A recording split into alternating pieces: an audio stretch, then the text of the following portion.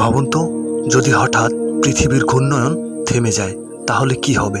আমরা সবাই ঘন্টায় 1670 কিলোমিটার গতিতে ছুটছি। এই পৃথিবীর ঘূর্ণয়নের সঙ্গেই আমাদের জীবন টিকে আছে।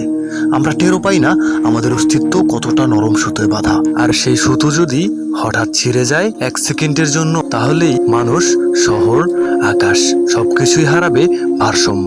উল্টে আসবে সাগরের পানি, জ্বলে উঠবে আকাশ।